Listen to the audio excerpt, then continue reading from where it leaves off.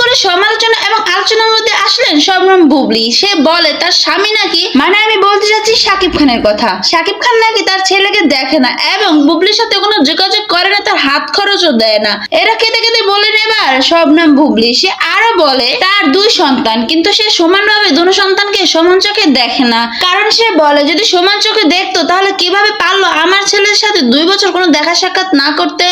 এরকম কথা বলছে বুবলি। 2 বছর নাকি কোনো দেখা করে নাই বীরের সাথে শাকিব খান, এরকম কথা হচ্ছে বুবলি। সবাই বলে নাকি 2 ছেলেকে সে সমান চোখে দেখে, 2 ছেলেকে সে সমান ভালোবাসে, কিন্তু সেটা নাকি বুবলি দেখতে পারতেছে না। সে দেখতে পারতেছে অনেক বড় ব্যবধান। সে আরো বলে আমি যখন হাসপাতালে ছিলাম বীর হওয়ার সময় সে আমার ফোন ধরেনি, সে আমার সাথে কোনো যোগাযোগই রাখার চেষ্টা করেনি। আমি কত ট্রাই করেছি তার সাথে যোগাযোগ করা, তার সাথে কন্ট্যাক্ট করার। হাসপাতালের মানুষ আমাকে জিজ্ঞেস করতেছে যে আপনার হাজবেন্ড কই, তখন আমি ওই সময় কি বলতাম, আমার কোনো মুখে ভাষা ছিল না বলার মতো। আমি এমন একটা পরিস্থিতির মধ্যে গেছিলাম তখন, কিন্তু সে তখন থেকে এ পর্যন্ত আমার সাথে এরকমই করে যাচ্ছে এখন পর্যন্ত। সে আরো বলে আমি চাই না সে আমাকে দেখুক, আমি চাই না সে আমাকে নিয়ে ভাবুক, কিন্তু তার ছেলেকে নিয়ে তো তার ভাবা উচিত। এটা তো আমার একার ছেলে না, এটা তো তারও ছেলে। সে কেন তার ছেলের সাথে এরকম করতেছে?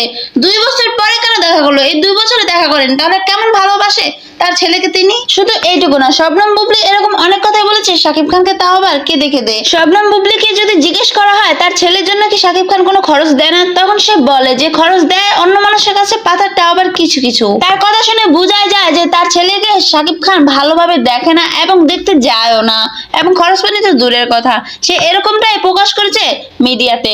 সো গাইস, আপনাদের এই বিষয়ে কি মন্তব্য আমাকে একটু কমেন্টে বলে যাবেন প্লিজ। সো আপনাদের এখানে কি মনে হয়, এখানে আসলে দোষটা কার? শবনম বুবলি কি মিথ্যে কথা বলছে নাকি সত্যি শাকিব খানের ভুল আছে? তো আমার একান্তই মনে হয় যে যা করে সে ঠিক তাই পায়। যেরকম এখন বুবলির সাথে হচ্ছে, এরকমই তো হয়েছিল অপুর সাথে, তাই না? সো গাইস, আপনাদের এই বিষয়ে কি মন্তব্য অবশ্যই কমেন্টে বলে যাবেন। ভিডিওটা এই পর্যন্তই।